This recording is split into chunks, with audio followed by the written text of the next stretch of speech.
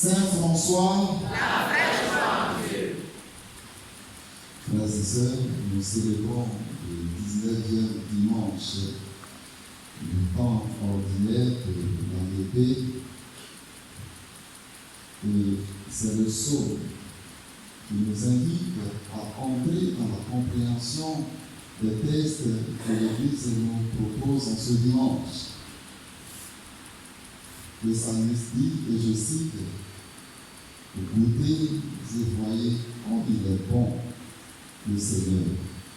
Goûtez et voyez comme il est bon, le Seigneur. » Et celui qui a goûté et qui a vu que Dieu est vraiment bon, nous est présenté, frères et sœurs, dans la première lecture d'Élie. Le prophète Élie a vu la bonté de Dieu. En fait, Élie, prophète, serviteur de Dieu, a fait l'expérience de la souffrance, de la méchanceté. Il s'est senti abandonné, seul, trahi par ses frères et sœurs. Il fut donc devant Jézabel. Il n'a personne pour l'aider. Et c'est en ce moment que Élie se tourne vers Dieu. Et Dieu, dans sa bonté, vient secourir Élie. Élie voit donc la bonté de Dieu. Élie fait donc l'expérience de la bonté de Dieu. Frères et sœurs, en dehors d'Élie, c'est l'humanité tout entière qui crie vers Dieu. C'est l'humanité tout entière qui souffre et qui attend quelque chose de Dieu. Et comme Dieu n'est pas sourd à notre appel, il fait venir Jésus, comme lui-même le dit, « J'ai été envoyé par mon Père ». Il a été envoyé pour faire quoi? Pour nourrir l'humanité tout entière, pour faire voir la bonté de Dieu à l'humanité. Et c'est pourquoi il se présente lui-même comme le pain de la vie. Il se présente lui-même comme le pain vivant.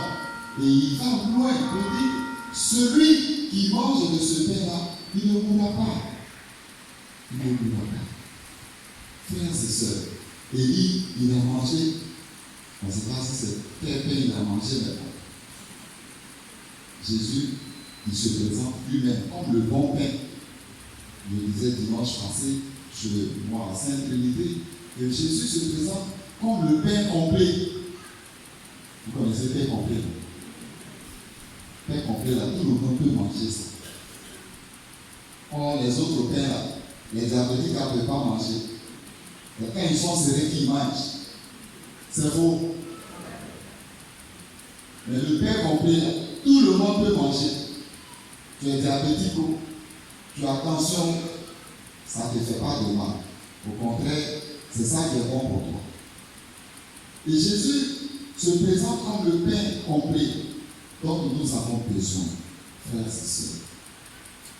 Mais à travers Jésus, c'est la bonté de Dieu qui se met à l'œuvre, qui se rapproche de nous, qui se rend visible. Et cette bonté de Dieu, là, frères et sœurs, nous devons l'imiter. Et c'est ce que Saint Paul nous invite à faire dans la deuxième lecture. Il dit, imitez Dieu. Imitez Dieu. Aimez-vous comme le Christ nous a aimés, comme Jésus nous a aimés. Alors, frères et sœurs, le fil conducteur des textes de ce dimanche, Dieu est un Dieu bon Père qui entend nos prières, qui entend nos souffrances et qui se fait proche de nous et qui vient toujours pour nous aider. Quand on a compris ça, qu'est-ce qu'on doit retenir? Deux choses. Première chose à retenir, frères et sœurs, c'est ce que Saint Paul dit dans la deuxième lecture. Il dit, soyez généreux ou ayez de la générosité les uns vis-à-vis des autres. Frères et sœurs, en générosité. En générosité. Aujourd'hui, encore, on a besoin d'apprendre à être généreux. On a besoin d'apprendre à être généreux. Parce que le monde devient de plus en plus difficile. La vie devient de plus en plus difficile. Et si on n'est pas généreux, beaucoup vont mourir à côté de nous. Beaucoup vont mourir à côté de nous. Il y a des gens qui ont besoin qu'on puisse les aider. Et pour aider les gens, c'est dans le cœur que ça commence. Si ton cœur n'est pas sensible à la misère des autres, tu ne peux pas ouvrir tes mains. Et c'est là la générosité. La générosité commence dans les cœurs. Et on a besoin d'apprendre à être généreux. Mais une chose est sûre, celui qui est généreux, il ne perd rien. Au contraire, il gagne. Au contraire, il gagne. Mais je vais aller plus loin, frères et sœurs. Cette générosité, Dieu aussi a besoin que nous soyons généreux à son égard. Dieu a besoin que nous soyons généreux à son égard. Pas que sans notre générosité, il n'est pas Dieu. Mais au contraire, c'est à notre profit que nous soyons généreux à l'égard de Dieu. Et quand je parle d'être généreux à l'égard de Dieu, Dieu, personne ne l'a jamais vu. Personne ne l'a jamais vu. Mais qui nous présente le visage de Dieu? Aujourd'hui, c'est l'Église. Et c'est l'Église qui a besoin que nous puissions lui témoigner notre générosité. Mais une chose est sûre, frères et sœurs, Dieu ne se laisse jamais dépasser en amour et en générosité. Et je vais vous raconter cette histoire pour vous faire comprendre que Dieu ne se laisse jamais dépasser en amour et en générosité. C'est l'histoire d'un roi. Peut-être que j'ai bien rencontré, vous avez entendu la répétition est pédagogique. C'est l'histoire d'un roi avec ses sujets. Un jour, le roi a invité sa population à un repas chez lui à la maison. Il dit c'est gratuit le repas. Mais la seule condition, c'est que chacun vienne avec un peu d'eau. Chacun vient avec de l'eau en fait. Et puis, il y a des gens qui se sont assis, ils disent, attends, le roi là, il nous prend pour qui même? Il y a tout chez lui là. Pourquoi tu nous invites à manger, tu dis, on va venir avec de l'eau? Comme toujours, il y a des gens qui aiment récriminer, qui aiment bavarder, qui aiment murmurer. Comme ils ont murmuré. Mais ils sont partis quand même. Et puis, il y a des gens qui sont partis avec citerne. Il y a des gens qui sont partis avec le barreau. Barreau, là, c'est le récipient, c'est pas l'or.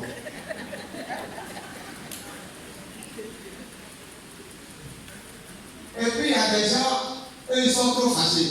Eux, ils sont partis à un verre de goût. Petit verre comme ça. Dedans, ils ont mis leur eau. Ils sont partis. Ils sont arrivés. On dit, quand tu arrives, tu vides ton récipient dans le puits du roi. Et puis, tu laisses ton récipient à l'entrée du palais. À la fin, tu vas prendre ton récipient pour partir. Donc, la fête est finie. Ils repartent maintenant. Quand ils sortent, qu'est-ce qu'ils vont constater? Leur récipient a été rempli d'or.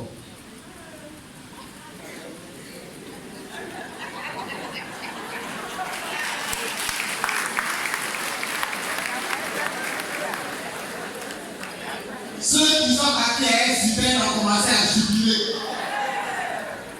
Ceux qui sont partis à un petit verre de Koutoukou là, ils disent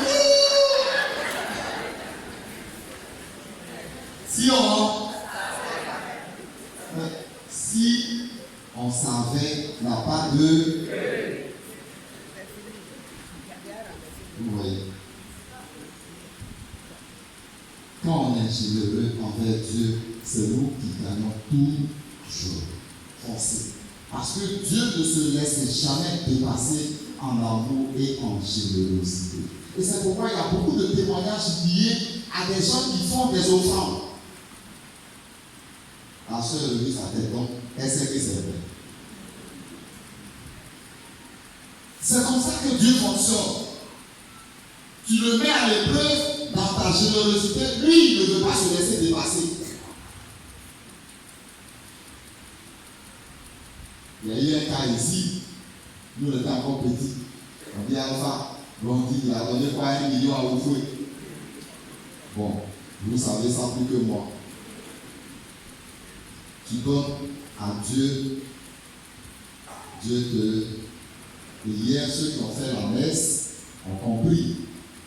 Saint Paul lui-même encore disait à semer peu. Est-ce que vous étiez à la messe hier? Lisez les textes d'hier. La première étude d'hier, c'était Saint Laurent. À semer peu, tu récoltes.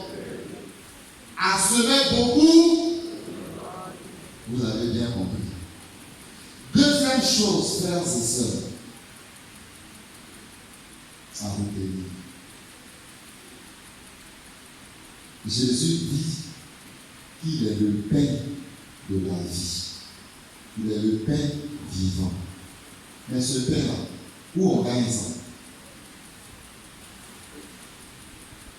Il y a quelqu'un qui travaille dans une boulangerie ici. Non, c'est juste une question. Pâtisserie. Ils ont. Non, ça voulait donner l'argent, il va aller payer le pain de vie.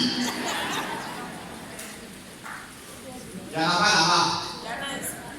Il n'y en a pas là-bas, non? Vous vendez pain de vie là-bas. Hein? Vous ne vendez pas. Non, ce pain, on ne peut pas avoir ça là-bas. Hein? Où on peut avoir? Où on achète le pain de vie? Dans l'église. C'est dans l'église. Donc s'il n'y a pas d'église, vous comprenez pourquoi il faut construire les églises. Vous comprenez pourquoi il faut construire des églises. Vous comprenez pourquoi il faut construire une cathédrale. Parce que la cathédrale, c'est l'église d'un diocèse. C'est vrai qu'on a des petites églises. Mais s'il n'y a pas de cathédrale, on n'a pas d'église. On a besoin de construire notre cathédrale. C'est elle qui va nous nourrir. C'est elle qui va nous nourrir. Et c'est pourquoi vous ne devez pas avoir peur de vous engager pour la cathédrale. Nous ne devons pas avoir peur de nous engager pour la cathédrale.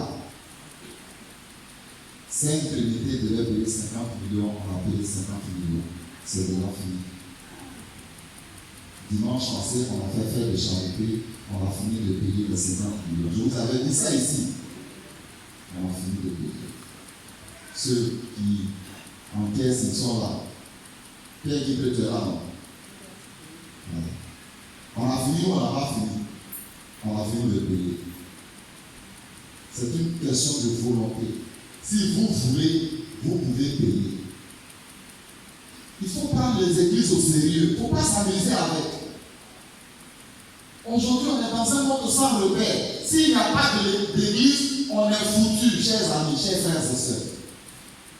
N'ayez pas peur de construire des églises. N'ayez pas peur. N'ayez pas peur de donner votre argent pour construire des églises, des structures pour l'église. Il faut construire. Il faut prendre ça au sérieux. Et je vais terminer avec l'histoire de ce vieux baoulé là. On dit, il y a des choses, il ne faut pas s'amuser avec. Quand ça te tient à cœur là, il faut tout faire. C'est un vieux baoulé. Bon, les baoulés, je vous salue au passage, je n'ai rien contre vous. Non, pardonnez. Voilà. C'est pour qu'on puisse bien comprendre. Lui, il aime du vin. Son affaire de vin, là, il ne prend pas pour s'amuser. Il se passe que je vous ai déjà dit ça. Et puis le vieux est tombé malade. Il s'en va à l'hôpital. Le médecin lui dit, ah, ton affaire de vin, là, il faut faire attention. Il faut commencer à diminuer. Il demande au médecin, non, il faut bien boire. Le médecin dit, non, je n'ai pas dit ça. Mais au moins, un verre à table. Il dit, voilà, ça, il faut écrire. Il faut écrire sur l'ordonnance. Donc, le médecin a écrit sur l'ordonnance un verre à table. Il a montré à sa femme.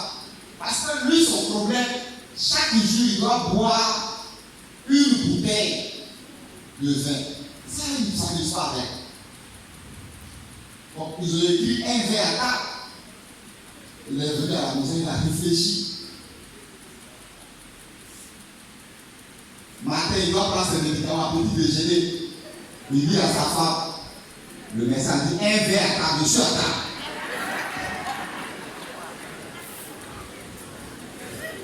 Donc, on lui a donné un verre. Vers 10 heures, il dit il a faim.